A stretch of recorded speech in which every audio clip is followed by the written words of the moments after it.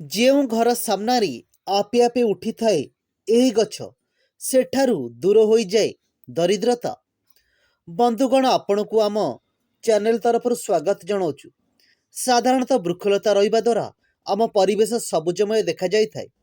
ମଣିଷର ସମ୍ପୂର୍ଣ୍ଣ ଜୀବନ ବୃକ୍ଷଲତା ଉପରେ ହିଁ ନିର୍ଭର କରିଥାଏ। କାରଣ ଜଙ୍ଗଲ ରହିବା ହେତୁ ପ୍ରାଣୀ ଜଗତ ପ୍ରାଣବାୟୁ ଅମ୍ଳଜାନ ନେଉଛନ୍ତି।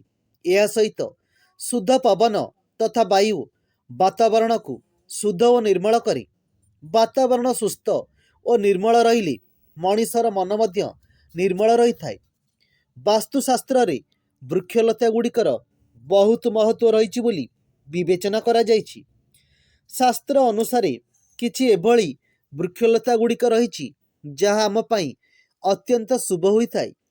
ଯଦି ଆପଣ ଏହି ଗଛକୁ ନିଜେ ଘରେ ଲଗାଇବେ ବା ଆପଣଙ୍କ ଘର ପାଖରେ ଏହି ଗଛ ଆପେ ଆପେ ଉଠିଥିବ, ତାହେଲେ ବନ୍ଧୁଗଣ ନିଶ୍ଚିନ୍ତ ଭାବରେ ଜାଣିନିଅନ୍ତୁ ଯେ ଏହା ଘରକୁ ସୁଖ ଶାନ୍ତି ବା ସମୃଦ୍ଧି ଆସିବାର ଲକ୍ଷଣ ଅଟେ। ଆସନ୍ତୁ ସେହି ଶୁଭ ପ୍ରଦାନ କରୁଥିବା ଗଛ ବିଷୟରେ ଜାଣିବା। ତୁଳସୀ ଗଛ। ହିନ୍ଦୁ ଶାସ୍ତ୍ର ଅନୁସାରେ ସବୁ ହିନ୍ଦୁ ଲୋକଙ୍କ ଘରେ ତୁଳସୀ ଗଛ ରହିଥାଏ। ତୁଳସୀ ଗଛକୁ ଦେବୀ ଲକ୍ଷ୍ମୀଙ୍କ ସ୍ୱରୂପ ବୋଲି ମନାଯାଇଥାଏ। ଭଗବାନ ବିଷ୍ଣୁଙ୍କୁ ପୂଜା ଅର୍ଚ୍ଚନା କରିବା ସମୟରେ ତୁଳସୀ ପତ୍ର ଅର୍ପଣ କରାଯାଏ।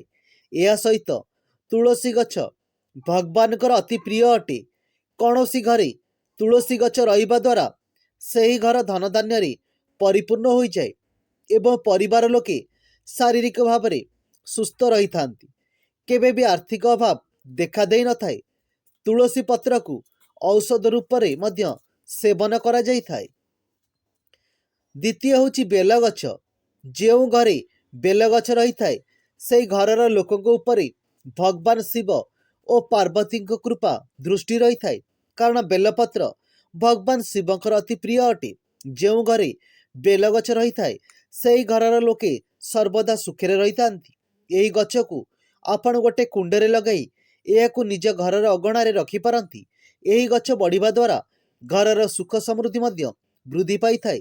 ଏହା ସହିତ ଘରକୁ କୌଣସି ନକାରାତ୍ମକ ଶକ୍ତି ପ୍ରବେଶ କରିନଥାଏ। ତୃତୀୟ ହେଉଛି ଲେମ୍ବୁ ଗଛ। ସାଧାରଣତଃ ତନ୍ତ୍ରମନ୍ତ୍ରରୁ ବଞ୍ଚିତ ହେବା ପାଇଁ ଲେମ୍ବୁ ବ୍ୟବହାର କରାଯାଇଥାଏ।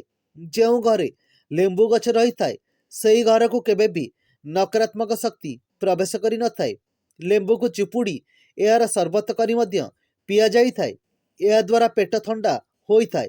ଘରେ ବା ଦୋକାନରେ ଲେମ୍ବୁ ମାଳ ଟାଙ୍ଗିଲେ ଖରାପ ନଜର ଲାଗିନଥାଏ ତଥା ନକାରାତ୍ମକ ଶକ୍ତି ଦୂରେଇ ଯାଇଥାଏ।